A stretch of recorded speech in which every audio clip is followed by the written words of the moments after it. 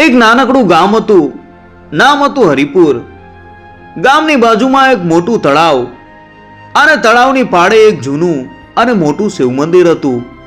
આ મંદિરની પાછળ એક નાનકડી ઝૂંપડીમાં એક 7 વર્ષનો છોકરો રહેતો હતો. એનું નામ હતું કનુડો. કનુડો દેખાવે બહુ રૂપાળો અને હોશિયાર હતો. એના વાળ વાંકડિયા, આંખો મોટી અને હસતો ચહેરો જોઈને કોઈને પણ પ્રેમ થઈ જાય. પણ કનુડાનું જીવન સાવ એકલું હતું. તમને થશે કે આટલો નાનો છોકરો એકલો કેમ રહે છે? જવાબ એ હતો કે કનુડાને તેના મા બાપ નાનપણમાં તરસોડીને જતા રહ્યા હતા. મંદિરના પગથિયે તેને મૂકી દીધો અને પાછળ વળીને જોયું પણ નહીં. તે દિવસથી મંદિરના પૂજારી એના મા બાપ બની ગયા. મહંત બહુ દયાળુ હતા. એમણે કનુડાને પોતાના દીકરાની જેમ રાખ્યો. એને ખવડાવ્યું, પીવડાવ્યું, કપડાં આપ્યા અને થોડું ભણાવ્યું પણ ખરું. કનુડો આખો દિવસ મંદિરમાં મહંતને મદદ કરતો, ફૂલો વીણતો, આરતીની તૈયારી કરતો અને ક્યારેક મંદિરના પટાંગણમાં દોડાદોડી પણ કરતો. પણ કનુડાના દિલમાં એક વાત હંમેશા ખૂંદતી હતી. જ્યારે પણ તે ગામના બીજા છોકરાઓને તેની મમ્મીનો હાથ પકડીને જતા જોતો, ત્યારે તેની આંખોમાં પાણી આવી જતું. તે દરરોજ સૂરજ હાથમે ત્યારે તળાવની પાળે જઈને બેસતો અને ખૂબ આતુરતાથી રસ્તા તરફ જોતો. એને મનમાં હંમેશા આશા રહેતી કે આજે નહીં તો કાલે મારા મમ્મી પપ્પા મને લેવા જરૂર આવશે. એક દિવસ કનુડો મંદિરના બારણા પાસે બેઠો હતો. ત્યાં ગામનો એક બહુ ધનવાન અને ઘમંડી શેઠ આવ્યો. એનું નામ હતું ધર્મદાસ. ધર્મદાસે મંદિરના કલ્યાણ માટે દાન આપ્યું હતું. પણ જતા જતા તેણે કનુડાને જોયું. કનુડો ત્યાં બેઠો બેઠો માટીના રમકડા બનાવી રહ્યો હતો. ધર્મદાસે મજાક ઉડાવતા કહ્યું, "એ તું કેનો છોકરો છે? રખડેલ જેવો લાગે છે. તારા મા બાપ ક્યાં છે?" આ સાંભળીને કનુડાનું માથું નીચું ઢળી ગયું. એની આંખમાંથી એક આંસુ ટપક્યું. મોહન દાદા વચ્ચે પડ્યા.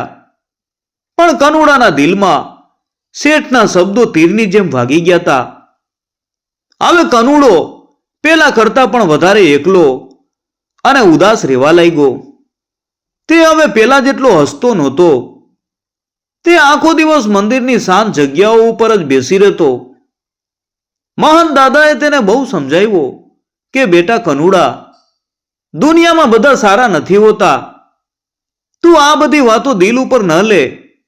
હું છું ને તારી સાથે. મહંત દાદાની વાત સાચી હતી. પણ 7 વર્ષનું દિલ ક્યાં માને? કનુડાને પોતાના મા બાપ વિશે જાણવાની ઈચ્છા દિવસે ને દિવસે વધતી જતી હતી. એક દિવસ બપોરે કનુડો મંદિરના બગીચામાં માટીના રમકડા બનાવી રહ્યો હતો. ત્યાં ગામના અમુક તોફાની છોકરાઓ આવ્યા. તેઓ જોર જોરથી બૂમો પાડતા હતા અને દોડતા હતા. એમણે કનુડાને જોયો અને જાણી જોઈને તેની મસ્કરી કરવા લાગ્યા. એક છોકરાએ કહ્યું કે જો આ તો અનાથ કનુડો. એને તો ખબર પણ નથી કે એ કોનો દીકરો છે. બીજા છોકરાએ કનુડાના બનાવેલા માટીના રમકડા ઉપર પગ મૂકી દીધો અને બધા રમકડા ચકચૂર થઈ ગયા. કનુડો ગુસ્સે ન થયો, પણ એના મનમાં બહુ દુઃખ થયું. એની આંખમાંથી જોરદાર આંસુ વહેવા લાગ્યા. તમે આવું કેમ કર્યું? મારા રમકડા કેમ તોડી નાખ્યા? કનુડો રડતા રડતા બોલ્યો. પેલા તોફાની છોકરાઓ હસીને ત્યાંથી ભાગી ગયા. કનુડો ચૂપચાપ તૂટેલા રમકડાના ટુકડા ભેગા કરવા લાગ્યો. એ સમયે ત્યાં એક છોકરી આવી. તે કનુડાની ઉંમરની જ હતી. એનું નામ હતું રાધા. રાધા તેના પિતા સાથે મંદિરના દર્શને આવી હતી. રાધા બહુ શાંત અને સમજદાર હતી. રાધાએ જોયું કે કનુડો રડી રહ્યો છે અને એના રમકડા તૂટી ગયા છે. રાધા ધીમેથી કનુડાની પાસે ગઈ અને પોતાના કપડાના પાલવથી કનુડાના આંસુ લૂછ્યા કે રડીશ નહીં, તું બહુ સરસ રમકડા બનાવે છે. રાધાએ મીઠા અવાજે કહ્યું, આ તોફાની છોકરાઓનું કામ જ આવું હોય. ચાલ હું તને મદદ કરું, તું ફરીથી બીજા રમકડા બનાવ. રાધાએ પોતાની બેગમાંથી એક ચોકલેટ કાઢી અને કનુડાને આપી. કનુડાએ પહેલીવાર કોઈ અજાણ્યા વ્યક્તિ તરફથી આટલો મીઠો વ્યવહાર જોયો તો. તેણે હિંમત કરીને ચોકલેટ લીધી. પછી રાધા અને કનુડો બંને સાથે બેઠા. રાધાએ કનુડાને માટીના રમકડા બનાવવામાં મદદ કરી. રાધાએ કનુડાને એના મા બાપ વિશે પૂછ્યું ત્યારે કનુડાએ આખી વાત કરી. રાધાએ શાંતિથી સાંભળી અને પછી કહ્યું, કોઈ વ્યક્તિને છોડી દેવાથી એના સંબંધો તૂટતા નથી. તારા મા બાપ ગમે ત્યાં હોય, તારું દિલ તો એમની સાથે જોડાયેલું જ છે ને. અને જો તારા મહંત દાદા તારા માટે ભગવાનથી ઓછા નથી. કનુડાને રાધાની વાત સાંભળીને થોડી શાંતિ મળી. એ દિવસે કનુડાને એક સારી મિત્રતા મળી હતી. રાધા સાથેની મિત્રતા પછી કનુડાનું જીવન થોડું બદલાઈ ગયું હતું. રાધા દરરોજ મંદિરે આવતી અને કનુડા સાથે વાતો કરતી. રાધા તેને જુદી જુદી વાર્તાઓ કહેતી જેમાં બધા એકબીજાને મદદ કરતા. રાધાએ કનુડાને સમજાવ્યું કે ખુશી બહારની વસ્તુઓમાં નહીં પણ પોતાની અંદર હોય છે. કનુડો હવે ઓછો ઉદાસ રહેતો હતો. એણે મંદિરના બગીચામાં ફૂલોની સંભાળ લેવાનું શરૂ કર્યું. તે મહંત દાદાની સેવા ખૂબ જ પ્રેમથી કરતો. એક સાંજે જ્યારે મહંત દાદા અને કનુડો મંદિરમાં બેઠા હતા ત્યારે કનુડાએ પૂછ્યું કે દાદા, બધા કહે છે કે મારા મા બાપે મને છોડી દીધો. શું હું ખરેખર નકામો છું? મારામાં કોઈ ભૂલ છે? મહંત દાદાએ કનુડાને પોતાની પાસે બેસાડ્યો. તેમણે કનુડાના માથે પ્રેમથી હાથ ફેરવો અને કહ્યું, ના મારા કનુડા, તું નકામો નથી. તું તો ભગવાનનો આપેલો આશીર્વાદ છે. મહંત દાદાએ એક ઊંડો શ્વાસ લીધો અને કહ્યું, જો બેટા, મા બાપ બનવું એ માત્ર લોહીનો સંબંધ નથી. ઘણા લોકો બાળકને જન્મ આપે છે પણ પ્રેમ આપી શકતા નથી. અને ઘણા લોકો એવા હોય છે જે જન્મ આપ્યા વગર પણ દિલથી પોતાના સંતાન માને છે. તેમણે કનુડા તરફ જોઈને સ્મિત કર્યું અને કહ્યું, જે દિવસે મેં તને મંદિરના પગથિયે જોયો તે દિવસથી મેં તને મારું સંતાન માની લીધું. તારા મા બાપે તને જન્મ આપ્યો હશે પણ મેં તને જીવન આપ્યું છે. અને સાચો સંબંધ લોહીનો નહીં પણ પ્રેમ અને વિશ્વાસનો હોય છે. તું મારો દીકરો છે.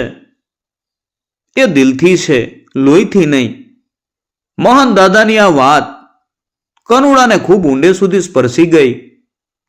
તેને પહેલી વાર સમજાયું કે કોઈએ તેને તરસોડ્યો છે એમાં એનો કોઈ વાંક નથી. વાંક તો એ લોકોનો છે જેઓ સંબંધનું મૂલ્ય ન સમજી શક્યા.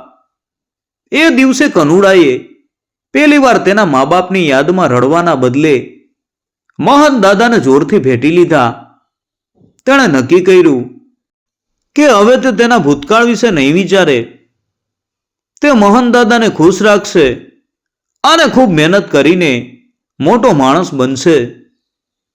કનુડો હવે ભણવામાં ધ્યાન આપવા લાગ્યો અને મહંત દાદા સાથે મળીને મંદિરના બધા કામો હોશિયારીથી સંભાળવા લાગ્યો. ગામના લોકો પણ હવે કનુડાને મહંત દાદાનો દીકરો કહીને બોલાવતા હતા. કનુડાના જીવનમાં હવે એક નવી સવાર આવી હતી. તે હવે ખૂબ જ મહેનતુ અને હસમુખો બની ગયો હતો. મહંત દાદાના પ્રેમ અને રાધાની મિત્રતાએ તેને અંદરથી મજબૂત બનાવી દીધો હતો. તે મંદિરની બધી જવાબદારીઓ એક મોટો માણસ હોય એમ સંભાળતો હતો. 1 વર્ષ વીતી ગયું. એક દિવસ સવારના સમયે મંદિરમાં એક મોંઘી ગાડી આવીને ઊભી રહી. ગાડીમાંથી એક ખૂબ જ પૈસાદાર દેખાતું કપલ નીચે ઉતર્યું. એમના ચહેરા ઉપર ચિંતા અને દુઃખ સ્પષ્ટ દેખાતું હતું. આ કપલે મોહનદાદાને પ્રણામ કર્યા અને રડતા રડતા કહ્યું કે દાદા, અમે બહુ મોટી ભૂલ કરી છે. અમે 7 વર્ષ પહેલા અમારા સંજોગોના કારણે અમારા નાના દીકરાને આ મંદિરના પગથિયે છોડીને જતા રહ્યા હતા. હવે અમે ખૂબ પસ્તાવો કરીએ છીએ અને તેને પાછો લેવા આવ્યા છીએ. મોહનદાદાએ શાંતિથી સાંભળ્યું. તેમણે ધીમેથી કનુડાને બોલાવ્યો, જે ફૂલોની માળા બનાવી રહ્યો હતો. આ કપલે કનુડાને જોયો. તરત જ મહિલા દોડીને કનુડા પાસે ગઈ અને તેને ગળે લગાવી દીધો. તે રડતા રડતા બોલી કે બેટા, અમે જ તારા મા બાપ છીએ, તું અમને માફ કરી દે. આ દ્રશ્ય જોઈને બધા લોકો આશ્ચર્યચકિત થઈ ગયા. ગામના લોકો પણ ભેગા થઈ ગયા. કનુડો થોડીવાર માટે સ્થિર થઈ ગયો. આ એ જ ક્ષણ હતી જેની તે વર્ષોથી રાહ જોતો હતો. તેના સાચા મા બાપ એને લેવા આવ્યા હતા. કપલે કનુડાને ઘણી બધી લાલચ આપી. સારા કપડાં, મોટી ગાડી, શહેરમાં ભણતર. તેઓ કનુડાને તેમની સાથે લઈ જવા તૈયાર હતા. કનુડાએ થોડીવાર બંને તરફ જોયું. એક તરફ લોહીના સગાઓ, જેઓ તેને ધન દોલત આપવા તૈયાર હતા, અને બીજી તરફ એના દિલના સગા મોહનદાદા, જેમણે તેને જીવન આપ્યું હતું. કનુડો ધીમેથી એના મા બાપથી દૂર થયો અને મોહનદાદાની પાસે જઈને ઊભો રહ્યો. તેણે તેના સાચા મા બાપને શાંતિથી અને આદર સાથે કહ્યું કે આટલા વર્ષો સુધી જ્યારે મને સૌથી વધારે જરૂર હતી ત્યારે તમે મને તરછોડી દીધો હતો, પણ મોહનદાદાએ મને સંભાળ્યો. એમણે મને ફક્ત રોટલો જ નહીં પણ પ્રેમ, માન અને જીવવાની હિંમત આપી. કનુડાએ આંખમાં આંસુ સાથે કહ્યું, મારું ઘર હવે આ મંદિર છે અને મારા મા બાપ મોહનદાદા છે. તમે ભલે મને જન્મ આપ્યો હોય, પણ હું તમારી સાથે નહીં આવું. હવે મારું દિલ અહીં જ રહે છે. આ સાંભળીને બધાની આંખો ભીની થઈ ગઈ. મોહનદાદાએ કનુડાને વાલથી ગળે લગાવી દીધો. કનુડાના મા બાપને એમની ભૂલ સમજાઈ ગઈ. તેમને સમજાયું કે ધન દોલત કરતા પ્રેમ અને જવાબદારી વધારે મહત્વના છે. તેઓ મોહનદાદાના આશીર્વાદ લઈને ખૂબ દુઃખી દિલે ત્યાંથી પાછા ફર્યા. કનુડાએ આત્મવિશ્વાસથી ભરેલું જીવન જીવવાનું શરૂ કર્યું અને મોટો થઈને મોહનદાદાની જેમ જ મંદિરની સેવા કરી અને ગરીબોને મદદ કરતો. આ વાર્તા આપણને શીખવે છે કે સંબંધો લોહીના નહીં પણ દિલના અને લાગણીના હોય છે. સાચો પ્રેમ, સંભાળ અને આદર એ જ જીવનની સૌથી મોટી મૂડી છે. જે વ્યક્તિ મુશ્કેલીના સમયમાં સાથ આપે તે જ સાચો સગો ગણાય છે.